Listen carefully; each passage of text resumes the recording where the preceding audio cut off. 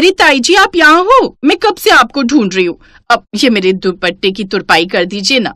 क्यों, तेरी माँ कहाँ है? माँ को तो पिछले हफ्ते से बोल रही हूँ ताई जी, हर बार कोई ना कोई बहाना बना देती है। अब आप ही कर दो ना। अरे नहीं नहीं, मुझे भी तो जाकर तैयार होना है। चल मैं सितारा को बोलती हूँ। वैसे है कहाँ वो? माँ शायद अपने कमरे में हो। इसके बाद कावेरी अनुराधा के साथ सीधा उसकी माँ सितारा के कमरे में पहुंची। अरे माँ तो सो गई। हाँ, वो भी घोड़े बेचकर। बताओ कौन कहेगा कि आज इसके बेटे की शादी है। एक मैं हूँ जो मेहमान होकर शादी के कामों में लगी हूँ, और एक ये है, इसे तो कोई चिंता ही नहीं है। माँ, ओ माँ उठ जाओ, देखो ताई जी आई हैं। अरे जीजी, आ जाओ आ जाओ, आओ बैठो ना। और यहाँ बैठकर क्या करूं? गप्पे मारूं तेरे साथ या फिर खर्राटे लूं तेरी तरह? सच में सितारा, क्या से क्या हो गया, लेकिन तू नहीं बदली। अरे जीजी ऐसा कुछ भी नहीं है, वो मैं कई दिनों से शादी की दौड़ भाग में लगी हूँ ना, तो बस कमर सीधी करने को लेटी थी, पता ही नहीं चला कब आंख लग गई। अब आप गुस्सा ना करो, अब मुझे बताओ क्या काम बाकी है, मैं सब कर लूंगी। करना ही पड़ेगा, क्योंकि ठीक 2 घंटे बाद अज्जू की बारात निकलनी है। मैंने बहू को चढ़ाने वाला सारा सामान पैक करवा दिया है। अब तुम रसोई में जाकर मेहमानों का खाना पीना देख लो, फिर जल्दी से तैयार हो जाओ। अगर देर हुई तो जीवन भैया बहुत गुस्सा करेंगे। ये कहकर सितारा की जेठानी कावेरी वहां से चली गई। माँ अब सोने का टाइम नहीं है, भूल गई? ताई जी ने क्या कहा अभी? अरे कहने दे उन्हें, वो तो हर काम को बढ़ा चढ़ा कर बताती हैं। तू जाकर रसोई में देख तो सब कुछ, मैं आती हूँ अभी 10 मिनट में। और मेरा दुपट्टा? ओहो, क्या हुआ तेरे दुपट्टे को? ठीक तो है। माँ इसमें तुरपाई नहीं है। अरे कोई नहीं देखता इतने ध्यान से, जा ऐसे ही पहन लेना। माँ अब तो सुधर जाओ, कल तुम्हारी बहू आ जाएगी इस घर में, उसके सामने भी ऐसे ही करोगी क्या? जरा ताई जी को देखो, बेचारी कल ही दिल्ली से आई है, लेकिन आते ही कामों में लग गई। और तुम चुप कर, मैं तेरी माँ हूँ तो तू मुझे मत सिखा। सितारा हमेशा से ऐसी ही थी, 1 नंबर की कामचोर और सुस्त।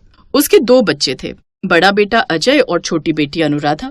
फिर कुछ देर बाद, और कितना टाइम लगेगा भाई? भाभी ये सितारा कहाँ है? माँ वो तो कुछ देर पहले पार्लर गई थी तैयार होने के लिए, अभी तक नहीं आई क्या? ओफो भाभी, अब आप ही सारी रस्में कर दो, सितारा के इंतजार में तो बारात निकल ही नहीं पाएगी। आज मैं हूँ तो कर ही दूंगी सब, लेकिन इसके बाद क्या होगा भैया, ये सोचा है कभी? आप सितारा से कुछ कहते क्यों नहीं?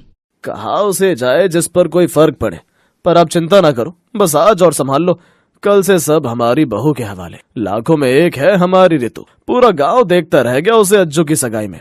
इतनी सुंदर है कि बस क्या कहूँ। परिवार भी बड़ा बढ़िया है, अपने गांव के मुखिया हैं हमारे समधी जी।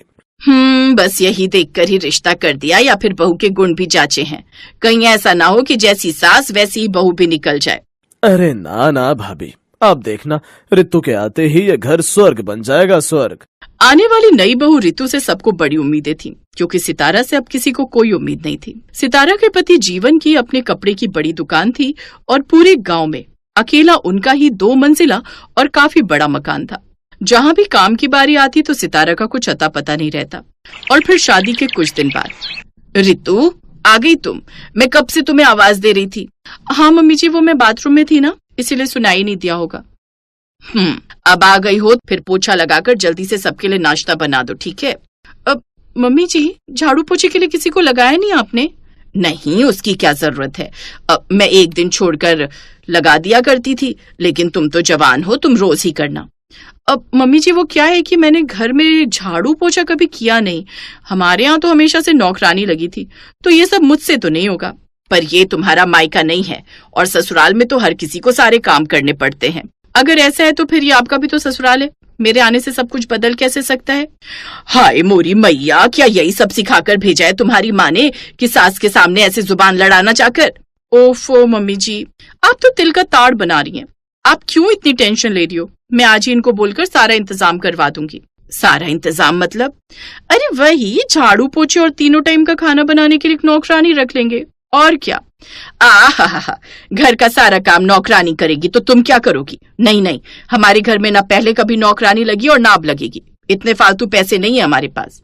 सितारा और उसकी बहू रितु में बहस चली रही थी कि तभी सितारा की जेठानी कावेरी ने उनका बीच बचाव करते हुए कहा, ओहो ये क्या कर रही हो तुम दोनों? वो देखो सारे पड़ोसी मेन गेट के बाहर आ गए तुम्हारी महाभारत सुनने को। चलो तुम दोनों अपने अपने कमरे में जाओ, और ये काम मैं किए देती हूँ। ये तो बड़ी गड़बड़ हो गई भाभी, अब क्या करें? वही जो हर घर में होता आया है, सास बहू का झगड़ा फसाद बने उससे पहले ही बेटे बहू को अलग कर दो। है? पर भाभी, अज्जू की शादी को अभी दिन ही कितने हुए हैं? तो अब क्या उस दिन का इंतजार करोगे भैया जब ये सास बहू एक दूसरे का गला दबाने को उतारू हो जाएंगी? जीवन को उसकी भाभी की बात ठीक लगी। फिर एक दिन, सुनो जी, हम भी काम वाली लगाई लें क्या? क्या बोल रही हो सितारा? जब काम वाली लगानी ही थी तो फिर बहू से झगड़ा क्यों किया? मुझे लगा था कि मैं मना करूंगी तो वो मान जाएगी, लेकिन अब जो वो अपनी मर्जी कर रही है तो फिर मैं पीछे क्यों रहूं? सोचा था बहू के आने से मुझे आराम मिलेगा, लेकिन मेरी तो किस्मत ही खराब है। लेकिन फिर एक दिन गांव में लगातार कई दिनों तक मूसलाधार बारिश हुई, जिससे पूरे गांव में बाढ़ के हालात बन गए। ज्यादातर लोगों के मकान ढह गए, लेकिन जीवन का मकान काफी मजबूत और ऊंचाई पर होने की वजह से टिका रहा। ऐसे में जीवन के कहने पर गांव के कई परिवार उसके मकान में ठहरने के लिए आ गए। और फिर अब रुको काकी, ऊपर मत जाओ, ऊपर बहू बेटा रहते हैं तो आप सब यहीं नीचे बने रहो। हैं? अज्जू और दुल्हन अलग भी हो गए? बताओ क्या जमाना आ गया है। इसमें गलत क्या है अम्मा? सितारा भाभी भी तो अपने सास ससुर से शादी के 2 महीने बाद ही अलग हो गई थी, तो ठीक तो है, जैसी सास वैसी बहू। उस औरत की बात सुनकर सितारा को पहली बार खुद पर शर्मिंदगी महसूस हुई। वो बिना कुछ कहे वहां से चली गई और काफी देर तक अपने कमरे में बंद रही। फिर कुछ सोचकर वो वापस घर के आंगन में आई और उन्हीं बूढ़ी काकी से बोली, काकी आप सबको भूख लगी होगी ना, सबके लिए खिचड़ी बना दूं? ना ना बिटिया, तेरी बहू अपनी रसोई में बना रही है हम सबके लिए खाना। अभी अज्जू और बहू आए थे नीचे, हम सबको खाने के लिए ऊपर आने को बोलकर गए हैं। सितारा को ये सुनकर बड़ा ताज्जुब हुआ। सितारा भी रसोई के अंदर गई और अरे मम्मी जी आप रहने दीजिए, मैं कर लूंगी सब। क्यों? सारा पुण्य क्या अकेले ही कमाओगी? और वैसे भी इस बारिश की वजह से ना तुम्हारी नौकरानी आएगी और ना मेरी, तो भलाई इसी में है कि मिलजुल कर सारे काम निपटा लें। सितारा की बात सुनकर रितु मुस्कुरा दी। वो दोनों एक दूसरे को गले लगा लेते हैं। चलना अनन्या, किसी को उल्लू बनाते हैं। क्या सुकन्या, तुझे तो हर टाइम मस्ती सूझती रहती है, घर चल। चल लेंगे ना, पर पहले किसी को बेवकूफ बनाते हैं। नहीं, बहुत हो गया, उल्टे पुल्टे काम तू करती है और डांट मुझे खानी पड़ती है। और सुन, वो कल पड़ोसन आंटी के साथ क्या किया तूने? क्यों, कुछ कह रही थी क्या? हाँ, मुझसे कह रही थी कि आजा तुझे सबक सिखाती हूँ। बता तूने क्या कहा उन्हें?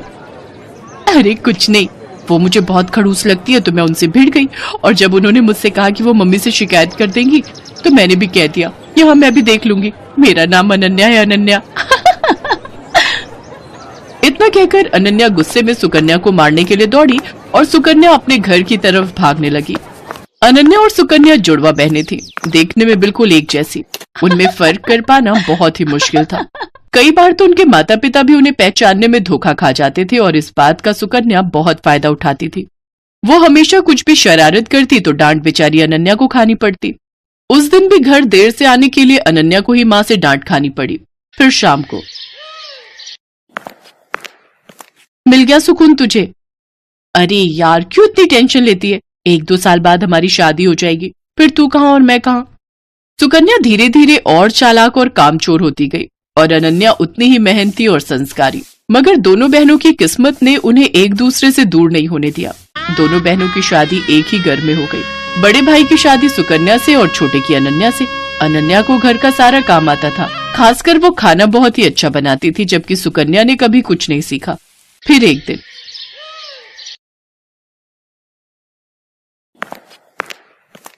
अरे बैठकर टीवी देख रही हो, पहले जाकर कपड़े तो धो लो। माँ जी आप अनन्या को बोल दो ना, सुबह से मैं ही तो घर का सारा काम कर रही हूँ, बर्तन धोए और फिर खाना भी बनाया। अच्छा, सॉरी बेटा, मुझे लगा कि वो सब अनन्या ने किया है। नहीं नहीं माँ जी, सारे काम मैंने किए, वो तो बस अभी निकली है अपने कमरे से। अच्छा रुको जरा, अभी खबर लेती हूँ उसकी। सरला गुस्से में अनन्या के पास गई जो झाड़ू लगा रही थी। दिन भर बस टीवी या फिर आराम, अब ये कोई टाइम है झाड़ू लगाने का? पर माँ जी। चुप हो जाओ, एक उसे देखो, अपनी बहन को, कितना काम करती है बेचारी।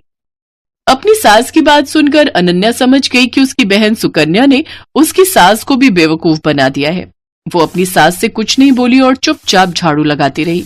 बेचारी अनन्या सुबह से शाम तक घर के सारे काम करती, लेकिन फिर भी उसे ही सास की डांट खानी पड़ती। फिर एक दिन, अरे बहू चल मेरे साथ रसोई में, आज मिलकर खाना बनाते हैं। ठीक है माँ जी, आप चलो, मैं आती हूँ। सरला रसोई की तरफ चली गई और सुकन्या सीधे अनन्या के कमरे में। अरे अनन्या, वो तुझे माँ जी बुला रही है खाना बनाने के लिए। अच्छा, बस अभी जाती हूँ। सुकन्या ने एक बार फिर अनन्या को बुद्धू बना दिया था और बेचारी अनन्या को पता ही नहीं था कि उसकी सास ने उसे नहीं बल्कि सुकन्या को बुलाए है। उधर रसोई में आ गई, कहाँ रह गई थी? चलो एक काम करो, तुम आटा गूंथ दो, मैं सब्जी काट देती हूँ। ठीक है माँ जी। अनन्या ने बहुत जल्दी और बहुत अच्छा आटा गूंथा था, जिसे देखकर सरला बहुत खुश हुई। और फिर, क्या बात है, इतनी जल्दी और इतना अच्छा आटा गूंथ दिया। अरे तुम अनन्या को कुछ सिखाती क्यों नहीं हो? उसे तो कुछ भी नहीं आता। अनन्या समझ गई थी कि उसकी सास सरला उसे सुकन्या समझ रही थी और वो ये भी समझ गई थी कि रसोई के काम से बचने के लिए कामचोर सुकन्या ने उसे सरला के साथ भेज दिया। उसे सुकन्या पर बहुत गुस्सा आया, लेकिन वो कुछ बोली नहीं। ऐसे ही वक्त बीतता गया। सरला की नजर में घर का सारा काम सुकन्या करती थी, रसोई सुकन्या ही संभालती थी, जबकि अनन्या सिर्फ दिन भर टीवी देखती थी। जबकि सच इससे बिल्कुल उलट था। और फिर एक दिन, अरे बेटी सुकन्या। जी माँ जी, बताइए। उस दिन जो तुमने हलवा बनाया था ना, वो बादाम वाला, मेरा खाने का बहुत मन हो रहा है, मेरे लिए बना दो ना। इसमें कौन सी बड़ी बात है, लो आप टीवी देखो, मैं बस अभी लाती हूँ बनाकर। ना ना, मुझे तो खाना है ही, पर मुझे वो हलवा बनाना भी सीखना है, तो मैं भी चलती हूँ साथ। तुम बनाना और मैं देखूंगी। अब आप बैठिए ना माँ जी। अरे चलो ना, साथ में बनाते हैं। सरला जिद पर अड़ गई थी और उधर सुकन्या की हालत खराब हो रही थी, क्योंकि आज तक उसने कभी कुछ बढ़िया नहीं बनाया था। जबकि उसकी सास सरला को लगता था कि सुकन्या ने पूरी रसोई संभाल रखी है। लेकिन सुकन्या इतनी जल्दी हार कैसे मान लेती? उसने फौरन दिमाग दौड़ाया। अब माँ जी, मैं तैयारी करती हूँ, तब तक आप बादाम ले आइए। अरे मुझे अपने कमरे में जाना पड़ेगा, बादाम का डिब्बा वहीं रखा है, चलो मैं लेकर आती हूँ। जैसे ही सरला अपने कमरे की तरफ गई, तभी रसोई में अनन्या आ गई। उसने बिल्कुल सुकन्या जैसी ही साड़ी पहन रखी थी। तू जा, मैं देख लूंगी। पक्का ना? हाँ हाँ, मुझे पता है कि तुझे कितना हलवा बनाना आता है, जल्दी कर वरना माँ जी आ जाएंगी। अनन्या नहीं चाहती थी कि उसकी बहन को डांट पड़े, इसलिए वो सुकन्या बनकर रसोई में काम करने लगी। उसने अपनी सास को सुकन्या बनकर ही हलवा बनाना सिखाया। हलवा बहुत ही स्वादिष्ट बना था। सरला सुकन्या से बहुत खुश थी, क्योंकि वो तो अनन्या को सुकन्या ही समझ रही थी। फिर जाते जाते सरला ने अनन्या से कहा, बेटी सुकन्या, तुम ना अपनी बहन को भी समझाओ, मुझे तो उसे देखते ही गुस्सा आ जाता है। बताओ, तुम दोनों एक ही माँ की कोख से जन्मी हो, लेकिन तुम में और उसमें कितना अंतर है। सरला की बात सुनकर अनन्या को बहुत दुख हुआ। वो अपनी सास से सब सच कहना चाहती थी, लेकिन फिर अपनी बहन के बारे में सोचकर चुप रह गई। अगली सुबह सुकन्या जैसे ही उठकर रसोई की तरफ आई, तो उसकी सास सरला ने उसका हाथ पकड़ लिया। ये क्या कर रही है माँ जी? आज तुझे नहीं छोड़ूंगी। तूने मुझसे हमेशा झूठ बोला, तुझे कुछ नहीं आता, और तूने हमेशा अपनी बहन की मेहनत को अपना बताकर आराम तलबी की, और वो बेचारी दिन भर रसोई और बाकी कामों में लगी रही, ऊपर से मेरी डांट भी चुपचाप सुनती रही। सरला लगातार सुकन्या को डांट रही थी। तभी सुकन्या ने फिर से झूठ बोलकर बचने की कोशिश की। नहीं माँ जी, मैं झूठ नहीं बोल रही, मैं तो खूब काम करती हूँ। कल रसोई में सारा दिन लगाकर आपके लिए हलवा बनाया था ना, तब तो आप भी वही थी। वही थी, इसीलिए सब कुछ जान सकी। तूने हलवा बनाया था तो जरा दिखा अपनी कलाई, जो कल कढ़ाई उतारते हुए जल गई थी। दिखा, दिखा ना। अब सुकन्या अपने हाथ पीछे किए बिल्कुल चुप खड़ी थी, क्योंकि उसकी चोरी पकड़ी गई थी। इसके बाद सरला फौरन दूसरे कमरे में गई, जहां अनन्या अपनी जली हुई कलाई के साथ खड़ी थी। सरला ने उसके सिर पर हाथ फिराया और बड़े प्यार से बोली, मुझे माफ कर दो बेटी, लेकिन तुम भी मुझसे वादा करो कि इस घाव के ठीक हो जाने के बाद भी तुम और कोई दर्द नहीं झेलोगी अपनी उस कामचोर बहन की खातिर। हेलो दोस्तों, कैसे हैं आप सब? हमारी कहानियां देखने के लिए हमारे चैनल को सब्सक्राइब कीजिए और हाँ, बेल आइकॉन पर क्लिक करना मत भूलिएगा।